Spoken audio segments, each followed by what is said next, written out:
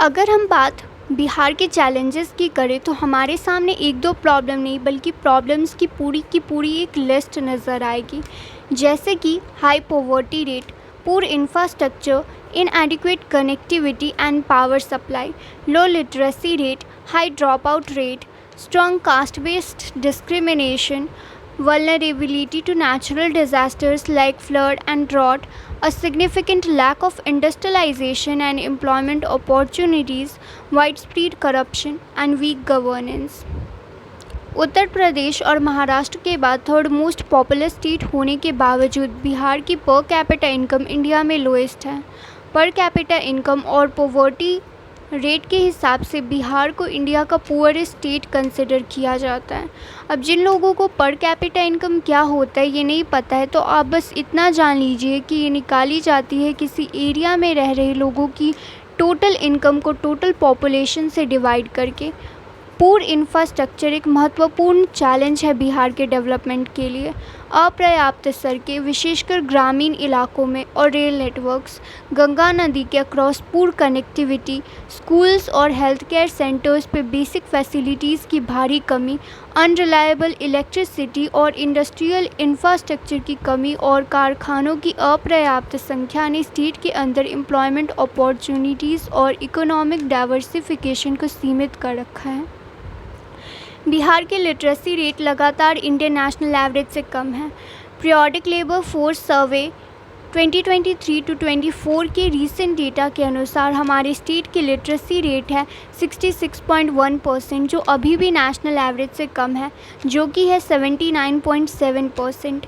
बिहार में स्टूडेंट्स के स्कूल छोड़ने का दर बहुत अधिक है। रिसेंटली 2023-24 के डेटा के अनुसार बिहार में school drop out rate national average से भी ज़्यादा है, खासकर सेकेंडरी लेवल पे, जो कि है 20.86%। कास्ट डिस्क्रिमिनेशन और कॉन्फ्लिक्ट बिहार की ऐतिहासिक विशेषताएं रही हैं, जो कॉन्स्टिट्यूशनल प्रोहिबिटेशन के बावजूद सामाजिक अलगाव और राजनीतिक रूप से प्रेरित विभाजन के रूप में प्रकट होती है। इस कास्ट बेस्ड डिस्क्रिमिनेशन में सबसे इम्पॉर्टेंट रोल प्ले करता है पॉलिटिकल मोबिलाइजेशन।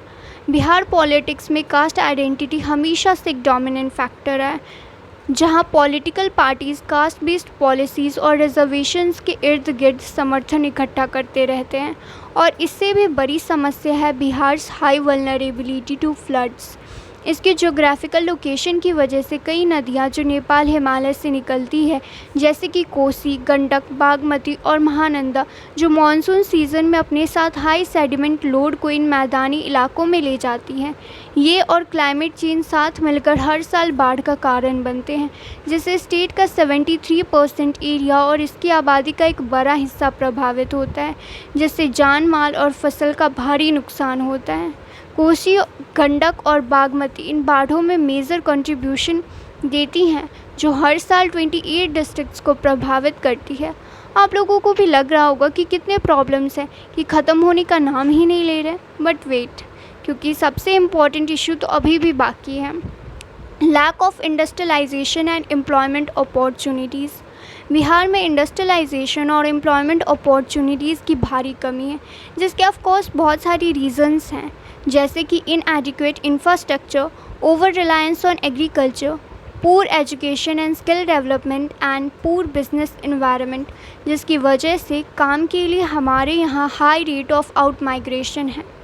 रिसोर्स और लेबर एडवांटेज होने के बावजूद हमारा स्टेट इन्वेस्टमेंट को अट्रैक्ट करने के लिए संघर्ष कर रहा है, और जो कुछ इंडस्ट्रियल यूनिट्स हैं भी वो कुछ ही रीजंस में कॉन्सेंट्रेटेड हैं, जिसकी वजह से वर्कर पॉपुलेशन रेशियो कम है और अनएम्प्लॉयमेंट रेशियो नेशनल एवरेज से भी ज़्यादा है।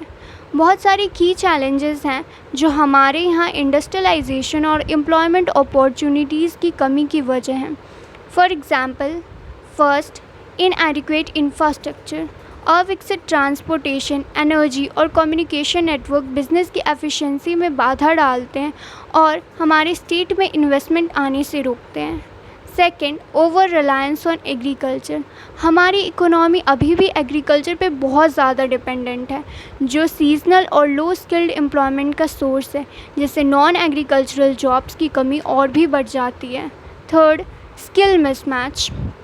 सब standard education and vocational training की कमी के कारण ऐसे वर्कफोर्स का निर्माण हो रहा है जिनकी स्किल्स मार्केट डिमांड से मैच ही नहीं होते, जिससे बेरोज़गारी और भी बढ़ती है।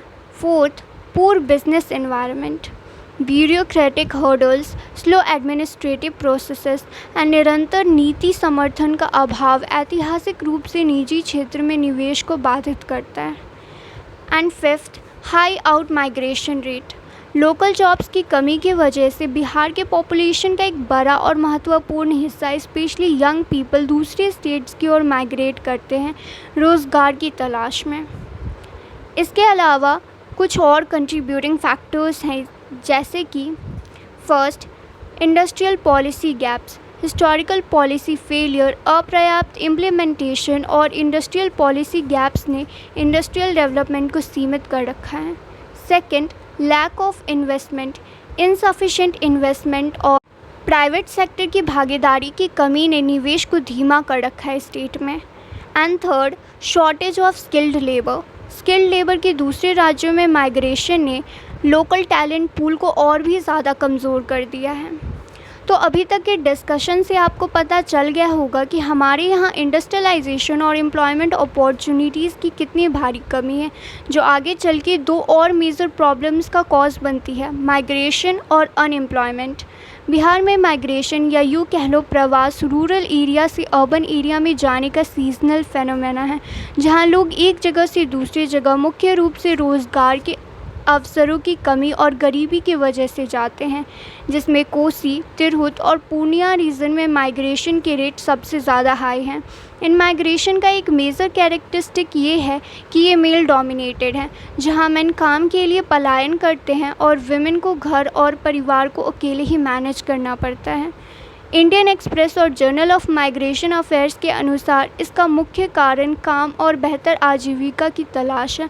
हालांकि इसके और भी रीजंस हो सकते हैं, जैसे कि फ्रीक्वेंट फ्लड्स और दूसरे क्लाइमेटिक इश्यूज़ लोगों को माइग्रेट करने के लिए विवश कर देते हैं as a form of adaptation.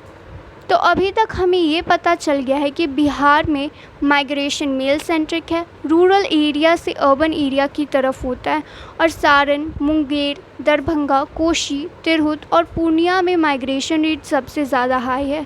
But इसके कॉन्सिक्वेंसेस क्या हैं? वेल, इसके बहुत सारे सोशल एस्पेक्ट्स और कॉन्सिक्वेंसेस हैं। बिहार के माइग्रेंट्स का आंकड़ा पूरे देश के मेल और फीमेल माइग्रेंट्स का दुगुना है, और हमारे फेवरेट माइग्रेशन प्लेसेस हैं दिल्ली, महाराष्ट्र, गुजरात, पंजाब, वेस्ट बंगाल, उत्तर प्रदेश और झारखंड, जहां हमारे लोग काम और रोज़गार की तलाश में जाते हैं। और यहां जाके हमारे माइग्रेंट्स करते क्या हैं?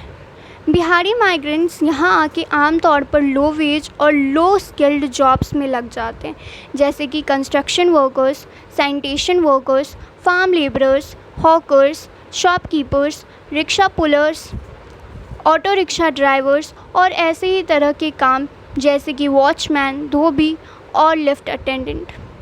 कोई काम छोटा या बड़ा नहीं होता, लेकिन ये बहुत दुख की बात है कि हमारे यहाँ लोगों को अपने स्टेट से दूसरी जगह जाना पड़ता है, वो भी इन कामों के लिए, क्योंकि हमारे स्टेट में लो पर कैपिटा इनकम और जॉब्स की स्कार्सिटी है। दूसरी तरफ वुमेन्स को घर और बच्चों की पूरी जिम्मेदारी लेनी पड़ती है, और माइग्रेंट्स जो भी धनराशि भेजते हैं वो इन परिवारों के लिए आजीविका का एक महत्वपूर्ण साधन बन जाती है। इनफैक्ट हम खुद बहुत सारे ऐसे लोगों को जानते हैं जो काम की तलाश में बिहार के बाहर गए। So what are the potential solutions? Migration और अनएम्प्लॉयमेंट की प्रॉब्लम तभी सॉल्व होगी जब हम इंडस्ट्रियल डेवलपमेंट पे ध्यान देंगे और अपने स्टेट के अंदर ही एम्प्लॉयमेंट अपॉर्चुनिटीज़ को क्रिएट करेंगे। बट उसके लिए हमें इन चीज़ों पे ध्यान देना होगा। First, strengthening infrastructure. बिजनेस को अट्रैक्ट करने के लिए और इकोनॉमिक एक्टिविटी को फैसिलिटेट करने के लिए मजबूत इंफ्रास्ट्रक्चर बनाना बहुत इम्पॉर्टेंट है। Second, skill development and educational reform. Education quality बढ़ा के और इंडस्ट्री के नीड्स के अकॉर्डिंग अपने वर्कफोर्स को इन डिमांड स्किल से ट्रेन करके हम उन्हें इंडस्ट्री रेडी बना सकते हैं। Third, promoting high growth sectors, renewable energy, tourism और information technology जैसे सेक्टर्स में इन्वेस्टमेंट्स को बढ़ावा देकर हम विकास के नए रास्ते खोल सकते हैं। Fourth, fostering a pro-business environment, bureaucratic processes को सुव्यवस्थित करके और व्यापार करने को और आसान बना के बिहार इन्वेस्टर्स को अपनी तरफ अट्रैक्ट कर सकता है। एंड फिफ्थ, डाइवर्सिफाइंग इंडस्ट्रीज़, कृषि से आगे बढ़ के एक ब्रॉडर इंडस्ट्रियल बेस विकसित करने से अधिक स्थायी रोज़गार के अवसर स्टेट के अंदर ही क्रिएट हो पाएंगे। एंड लास्ट में ये लाइन उनके लिए जो सच में ये सब बदलना चाहते हैं। With God and the right mindset, nothing is impossible. Believe in your dreams, reach for the stars, and you can make it happen.